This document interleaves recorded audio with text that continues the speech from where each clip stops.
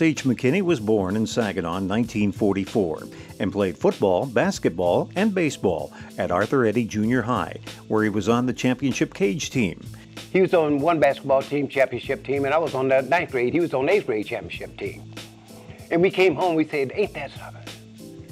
You know, well, we champions. Point being is, once you become a champion, you never want to settle for less. As time moves down the path of life, I don't care what you do, you want to be the best at it. Because once you get that taste of being up there, you don't want to be less. And that's what he taught his kids. He played junior varsity basketball at Saginaw High School, where he graduated in 1962. McKinney earned an associate's degree in business from Delta College in 1971, and in 1994 he earned a degree in divinity and theology from Rhema Bible Training Center at the University of Tulsa. McKinney began working in his teen years as a newspaper boy, and his adult work career included stints at Saginaw Steering Gear, Michigan Bell Telephone, Trinity St. John's, and his own landscaping company, plus the Saginaw News, before retiring. You know, I remember when he worked for Steering Gear, and I also remember when he left Steering Gear. And a lot of people don't know that, but one of the reasons he left Steering Gear also was that it confined him to spending time with the young people. He needed a job or jobs where if I want to do this with these kids, I could do it. McKinney's legacy began in 1973 after a group of youths broke into his Saginaw home. When he discovered the young culprits, he didn't turn them in. He recruited them for a baseball league. It's estimated that McKinney easily coached over 600 organized youth sports teams over 35 years, from 1973 to 2008, including many knot-hole baseball teams, Saginaw friendship games, and Gus Macker tournaments. My first athletic love was baseball, and so during the summer, Lawrence would organize a team of youngsters from our neighborhood.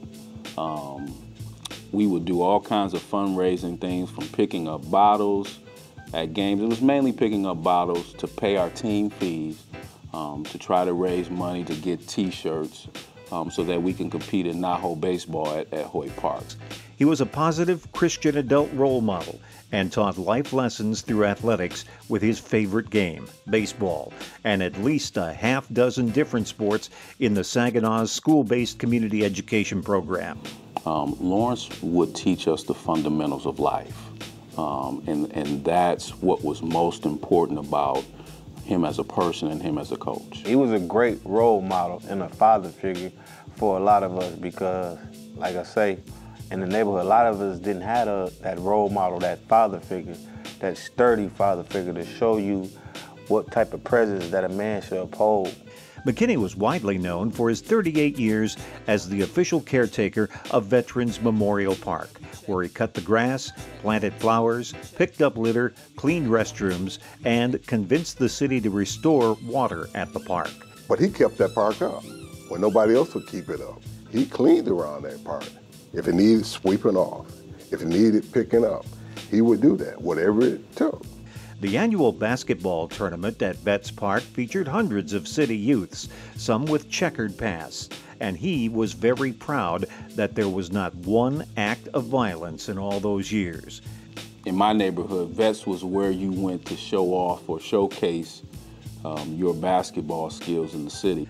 McKinney coached thousands of boys and girls in Saginaw, including Archie Tullis, Remont Roberts, Brian Pruitt, Alfonso Boone, Lamar Woodley, Draymond Green, Darquavis Tucker, Monquez Wedlow, and Amos O'Neill. The Heaven Ridge Elementary School gymnasium was named in his honor in 2000, and his portrait also hangs in the school. In 2009, a 6-foot-tall granite monument bearing Coach McKinney's name and his favorite statement, "Praise the Lord," was unveiled at the renamed Veterans McKinney Park. An annual Coach McKinney Park cleanup is now held at the park. It's a whole community that's been doing this for like 20 years, and we still get together, and we still have that same common ground that developed from Lawrence. McKinney died February 13, 2008, at age 63. and is buried at Forest Lawn Cemetery. I seen kids just hold on to him all day because they couldn't get that love at home, tell the truth about it, you know. I have no doubt that my interaction with him changed the trajectory of my development. Absolutely. He had everything to do with Remont Roberts being the person that I am today. When I eulogized him, I understood that he had a purpose, and he didn't let nothing stop him. Think about him every day.